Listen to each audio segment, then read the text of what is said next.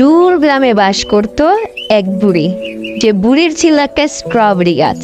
সে strawberry গাছে অনেক strawberry ধরতো, কিন্তু সে স্ট্রবেরি গাছ থেকে বুড়ি ছাড়া কেউ স্ট্রবেরি খেত না, কারণ তারা মনে করত বুড়ির ছেলের আত্মা এই স্ট্রবেরি গাছে ভর করে আছে।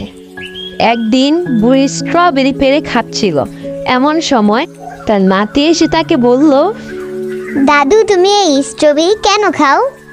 এই স্ট্রবেরি খেতে কি খুব মজা? আমাকে একটু দিবে, আমিও খাবো। দাদু ভাই, এ ফলটা আমি ছাড়া আর কেউ খায় না, তুই খাবি কেন? তোর কি খেতে ইচ্ছা করতেছে? তোর মা তো তোরে খাইতে না করছে, তুই যখন খাবি বলতাছস, নে না হয় একটু খা আমার থেকে। এ নে দাদু ভাই। মা, এ কি করছেন আপনি? আপনাকে না করেছি না আমার মেয়েকে ফল দিতে? আপনি কি চান না আমার মেয়ে সুস্থ থাকুক? কেন এই আত্মা ভর করা ওর ফল আমার মেয়েকে দিচ্ছেন? আমি না করা সত্ত্বেও কেন দিচ্ছেন? আপনি খাচ্ছেন, খান না, কেন আমার মেয়েকে দিতে হবে ফল? বৌমা, এটা তুমি কি কইতাছ? তোমার জামাইয়ের হাতে লাগানো গাছ কিনা তুমি খাও না, তোমার মেয়েরও খাইতে দিবা না? না, খেতে হবে না, আমি যেন পরবর্তীতে আমার মেয়েকে আর এই গাছের ফল খেতে না দেখি। ঠিক আছে বৌমা, আমি আর খাইতে দিব না, আমি একটু বাইরে থেকে হাইটে আসি।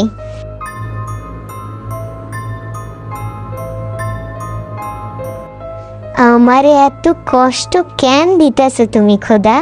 আমার ছেলেদের অকালে তুমি কেন কায়রা নিলা? এত অপমান, এত অবহেলা আমি আর নিতে পারতাছি না। আমি কি করবো, কই যাবো? আমার একটু খইয়া দাও তুমি। ও বুড়িমা, কি করছো এখানে? কান্না করছো কেন এখানে বসে বসে? বুঝতে পেরেছি বুড়িমা, তুমি কেন কান্না করছো। তোমার ছেলের শেষ স্মৃতি আঁকড়ে রেখে আর কতদিন কাঁদবে? বৌমা, আমার ছেলের শেষ স্মৃতি আমার কাছে সব। আমি চাইলেই কি আর মন থেকে সব স্মৃতি মুছে ফেলতে পারবো? আমার কষ্ট না হয় আমারই থাক। আমি আসছি বৌমা, তোমার সাথে পরে কথা হবে।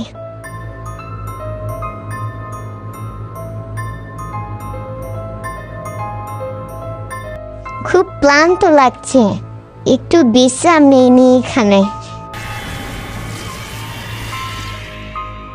মা,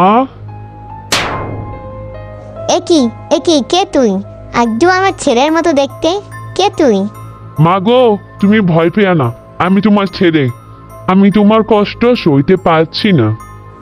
তুই আমার ছেলে? হঠাৎ করে কোথায় চলে গেলি বাবা? তোরা আর কোনো খোঁজ খবর পেলাম না। তুই কোথায় নিরুদ্দেশ হয়ে গেছিলি বাবা? মা, আমাকে খুন করা হয়েছে। সেদিন রাতে আমি চায়ের দোকানে বসেছিলাম। হঠাৎ শ্যামলীর কল আসলো। শ্যামলী বলল শ্যামলী বিপদে পড়েছে, আমাকে দ্রুত যেতে হবে। আমি চায়ের দোকান থেকে উঠে দ্রুত শ্যামলীর কাছে যাওয়ার জন্য নদী পার হচ্ছিলাম। এমন সময় আচমকা বিদ্যুৎ চমকাতে শুরু করলো। প্রচন্ড বেগে বৃষ্টি নামলো। নিজেকে রক্ষা করার জন্য আমি দ্রুত নৌকা থেকে নেমে আশ্রয়স্থল খুঁজছিলাম। হঠাৎ জঙ্গলের ভিতরে একটি ঘর দেখতে পেলাম। কেউ আছো? কেউ আছো এখানে? আমি খুব বিপদে পড়ে এসেছি। কেউ নেই মনে হয়, আমি একটু ভিতরে যেয়ে দেখি। আমি ভিতরে গিয়ে দেখলাম এক সন্ন্যাসী ধ্যান করছে। বাবা, চোখ খুলুন বাবা, আমি খুব বিপদে পড়ে এসেছি, আমাকে সাহায্য করুন। কে রে তুই? আমার ধ্যান ভঙ্গ করলি কেন? আমার এতদিনের তপস্যা তুই ভেঙে দিলি? আমার অপরাধ নিবেন না বাবা, আমি একটু সাহায্যের জন্য এসেছি। বাইরে প্রচন্ড ঝড় বৃষ্টি হচ্ছে, আমি কোথাও আশ্রয় নিতে পারছিলাম না, তাই আমি এখানে আসতে বাধ্য হয়েছি। আমি বুঝতে পারি নাই, আমাকে ক্ষমা করে দিন। এক্ষুনি চলে যা এখান থেকে। আমার এতদিনের তপস্যা তুই নষ্ট করে দিয়েছিস, এই মুহূর্তে এখান থেকে চলে যা। তারপর আমি ওইখান থেকে দৌড়িয়ে বেরিয়ে আসি। জঙ্গলের পথ দিয়ে হাঁটার সময় আমি একটি গাছের তলায় বিশ্রাম নিচ্ছিলাম। এমন সময় পিছন দিক দিয়ে কেউ একজন এলো।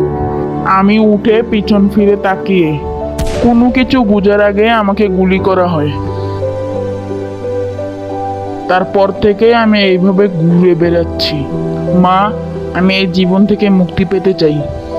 কি করলে তোর আত্মা মুক্তি পাবে বাবা? আমাকে বল, আমি সেটাই করব। মা, আমার এই ফল গাছটা অনেক শখের গাছ ছিল। মৃত্যুর আগে আমি এই গাছটা লাগিয়েছিলাম। এই গাছের ফল তুমি ছাড়া আর কেউ খায় না। এই গাছের ফল যদি কেউ মনের আনন্দে খায় তবে আমি মুক্তি পাবো। ঠিক আছে বাবা, আমি কবিরাজ মশাইয়ের সাথে কথা বলে দেখছি কি করা যায়। ঠিক আছে মা, আমি এখন যাচ্ছি। তুমি নিজের খেয়াল রেখো। আমার ছেলেটা দুনিয়া থেকে কত কষ্ট পেয়ে বিদায় নিল। আমি আর তাকে কোনো কষ্ট পেতে দিব না। যে করেই হোক তার আত্মাকে মুক্তি দিতেই হবে। যাই, কবিরাজ মশাইয়ের বাড়ি থেকে একটু ঘুরে আসি। কবিরাজ মশাই, বাড়িতে আছো নাকি? ও কবিরাজ মশাই।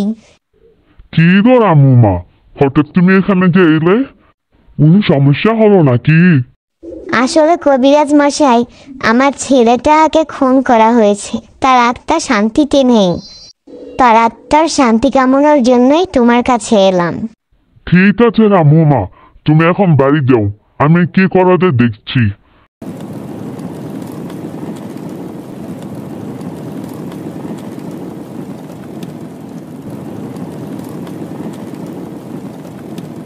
রামুমা, ও রামুমা, একটা জরুরি কথা আছে, শুনে যাও। আরে কবিরাজ মশাই যে, কোনো উপায় খুঁজে পেলে কবিরাজ মশাই? হ্যাঁ, পেয়েছি। তুমি তাড়াতাড়ি একটি ঝুড়িতে করে কিছু স্ট্রবেরি নিয়ে আসো। আমি গ্রামের সবাইকে আমার বাড়িতে ডাকছি। তুমি তাড়াতাড়ি চলে আসো। ঠিক আছে কবিরাজ মশাই, আমি এক্ষুনি নিয়ে আসছি। কবিরাজ মশাই, আমাদের সবাইকে কেন বাড়িতে ডাকলেন? কিছু কি হয়েছে? কবিরাজ মশাই, আমি চলে এসেছি। কি করতে হবে এখন আমাকে বলুন। বুড়িমাও এসেছে দেখছি। কি ব্যাপার কবিরাজ মশাই, খুলে বলুন তো দেখি। আরে বলছি সবুর করো। রামু মায়ের রান্না ঝুড়ি থেকে সবাই একটা একটা করে ফল নিয়ে খাও। তোমরা ভয় পেও না, আমি তো আছি। তোমাদের কিচ্ছু হবে না। সত্যিই তো ফলটা খেতে খুব মজা। শোনো সবাই, আমি এই ফল গাছটা অনেক শখ করে লাগিয়েছিলাম। তোমরা গ্রামের সবাই এই গাছ থেকে ফল খেও, তোমাদের কোনো ক্ষতি হবে না। সবাই আমার মায়ের খেয়াল রেখো। আমি চললাম, বিদায়। তারপর থেকে গ্রামের সবাই এই স্ট্রবেরি গাছ থেকে ফল খায়। তাদের কোনো অসুবিধা হয় না। ধন্যবাদ।